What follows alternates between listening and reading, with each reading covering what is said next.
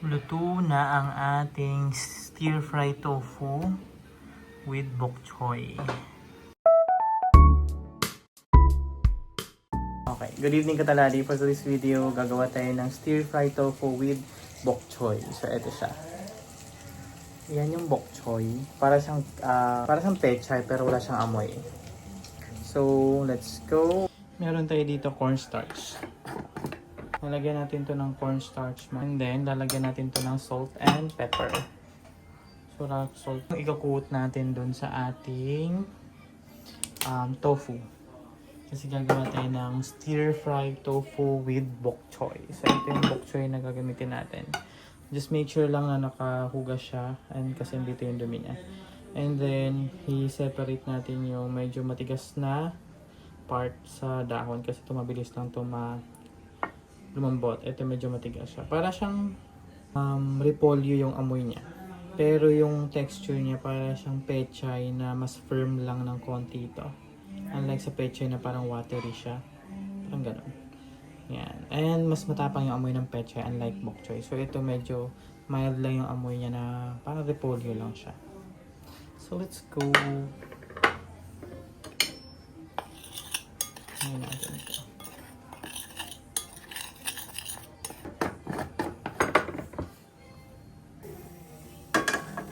Ito yung tofu natin and ito yung ating cornstarch with salt and pepper. Piling ko lang tayo sa pepper. So lalagyan natin ng pepper. Mas pumasa. And salt.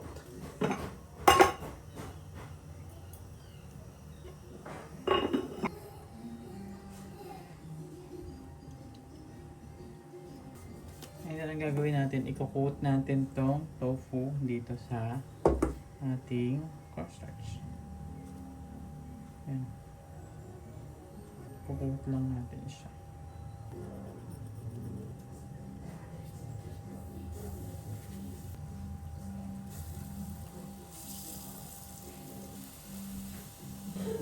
Ganda lang, parang ulit hanggang sa maubos na yung tofu. Medyo marami yung tofu.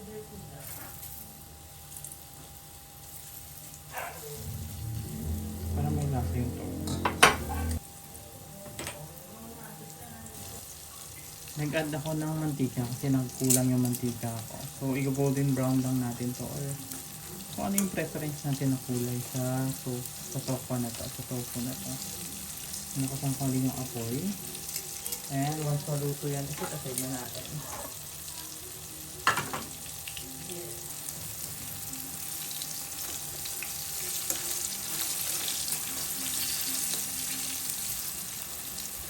So,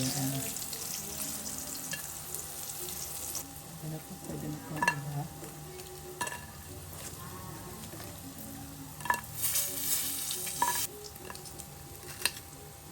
Very nice crunchy siya. Dahil sa cornstarch.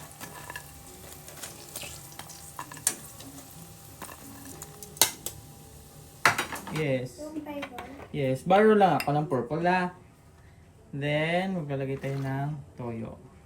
Ito naman ay para sa sauce. Nagagawin natin. May baro. Yes, baro lang po ako, okay? I'm not done yet. I'm using it pa. Oo nga. Oo nga, di ba? I told you I'm using it. What was that? Trash? That's no, that's not trash. It's garlic. Garlic? Yes, we'll put some garlic later, okay? Oo Okay? nga, Gimar. Yes. Oo nga. Oo. Yung may baro paper mo. Baro lang ako saglit niya na and then I'm gonna give it back to you after I'm Yung done. ito. And then 1/4 din na ito. Yung may chef ka ito. Ha? Yan. Yung may cooking ka. Cooking tayo. Cooking tayo.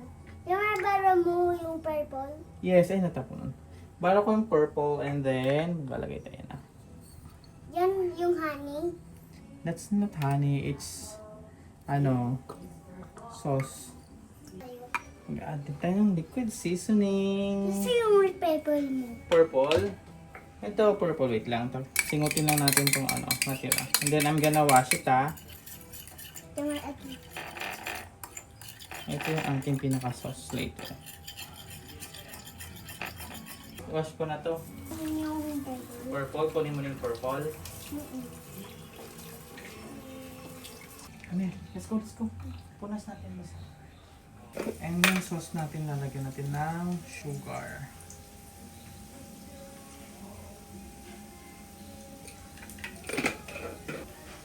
Then, haluin natin.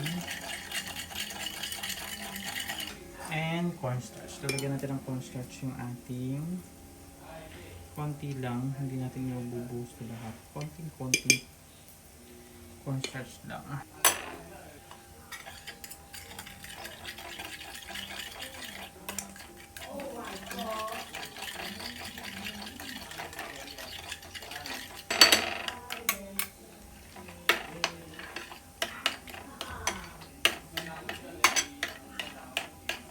Okay, dyan na muna sa kaside yan. Meron tayong bawang and sibuyas. So, hatiin ko lang to kasi tawag dun, ibubos ako ng bawang para pang toppings natin. Ayan ng oil. Half lang yung ilalagay natin. Kasi pang toppings natin yan.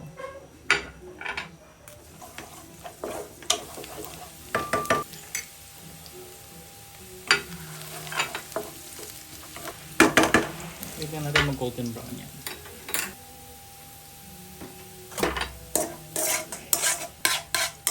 Set aside natin ito. Ito yung pinaglagyan natin ng bawang.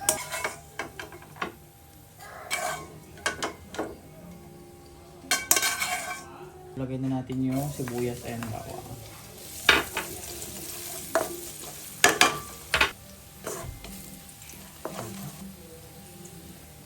Lagay na natin ito.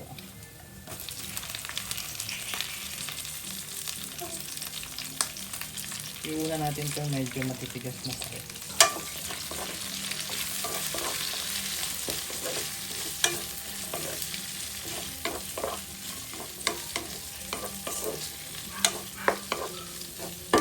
Lagyan natin ng salt and pepper.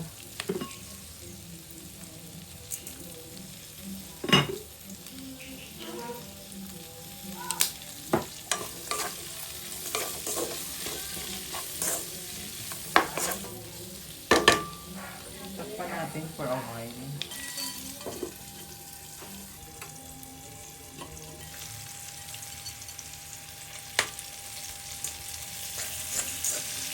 Check natin kung malambot na ito. Tingnan natin kung malambot na.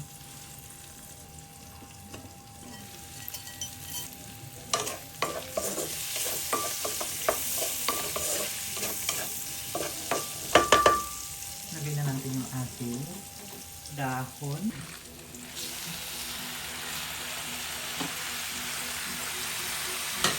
And yung ating sauce.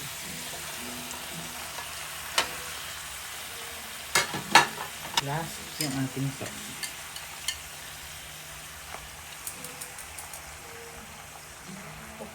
Okay.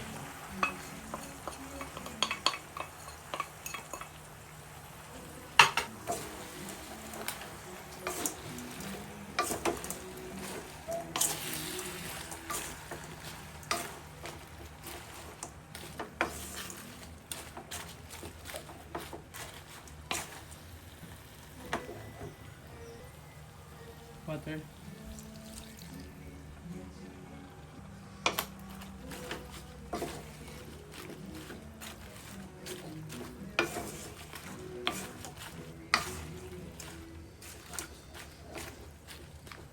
Takpan natin.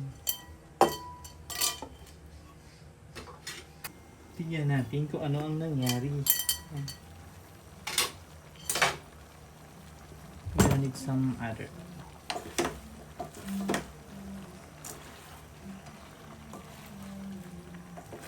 Oh, Mr. Sun. Mr. Sun. That's good.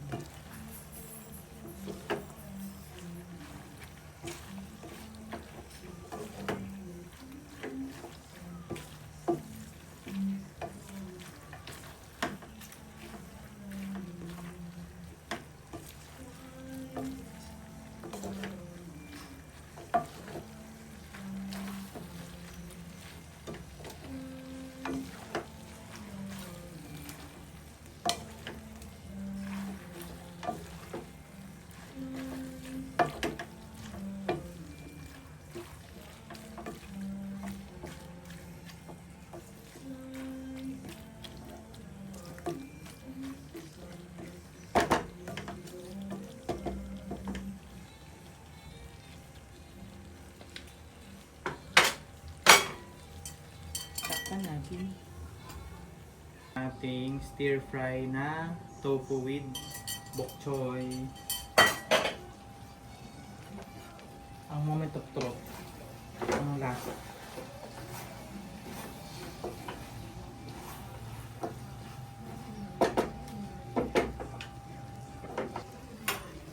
Tikman natin.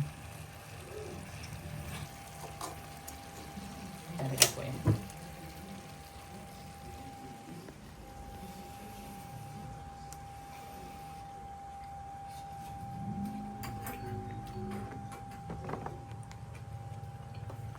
Oh. Toppings natin yung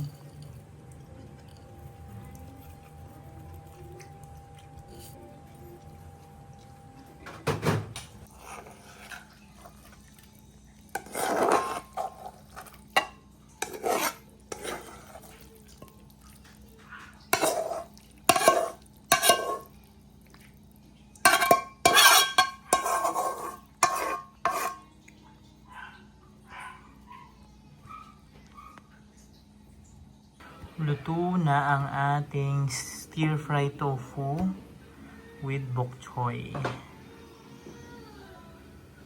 Luto na ang ating stir fry tofu with bok choy. So, ang bok choy is para siyang pechay na walang amoy. Mas iba yung amoy ng pechay kasi ito light lang. So, kung nagustuhan mo yung ganitong recipe, pwede mo i-subscribe yung channel na to. Share mo na din yung video na to. Like and hit the notification bell for more updates sa channel na to. Bye bye Katalali. Thank you for watching.